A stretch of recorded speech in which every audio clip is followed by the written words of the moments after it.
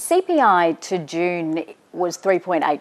IAG has pushed through premium increases over 11%. How is that fair to customers?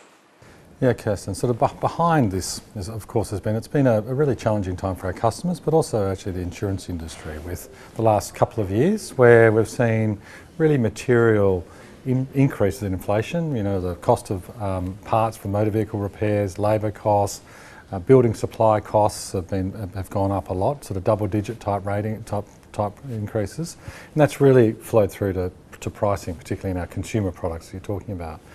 So the slight sort of bit of good news I've talked about today is that with, say, motor repairs, what we are seeing is that rate of inflation come down. Why is home insurance a different story? I think it's a challenge because you sort of step back. Say in Australia, we know we've got sort of 15% increase in demand. We know that there's many multi-dwellings being built at the moment.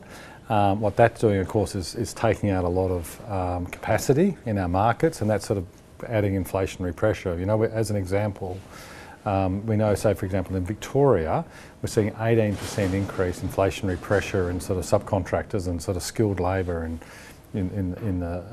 the property industry, and that's adding to the cost of home insurance, where it's still double digit. There's probably a little bit of relief, but you know, we're still sort of seeing sort of double digit type inflationary pressure in property classes for insurance. How do you explain that insurance profit jumped by more than 79%? Why shouldn't customers be asking whether IAG is charging too much? Yeah, I mean, there's part of that story is that in 2023 we had some terrible natural perils in New Zealand, where we had really significant costs attached to those that were sort of like for like, and now we're in the business of that volatility, so we have different years.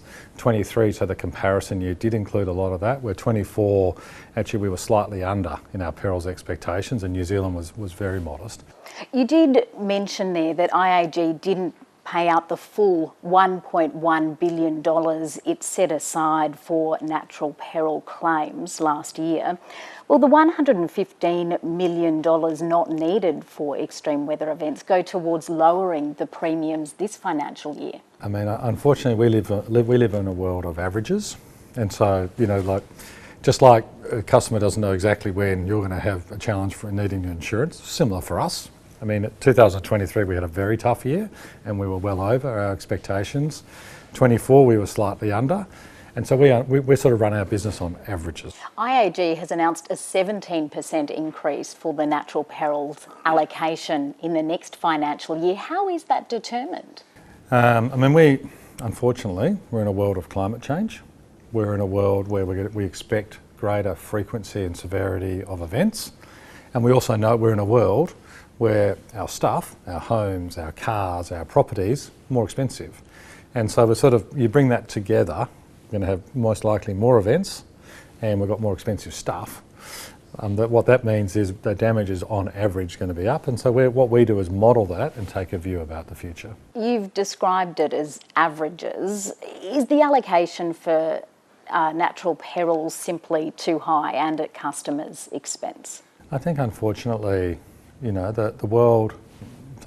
Australia and New Zealand, but Australia in particular in this discussion, it's going to be riskier.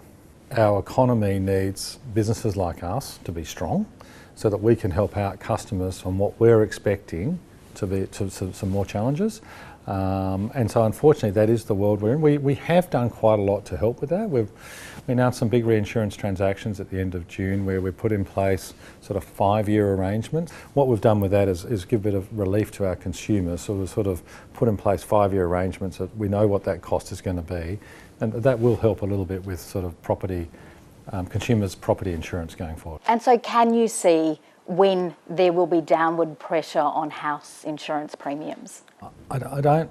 In a world of climate change, in a world of most likely increased frequency of events, you know, I see that world.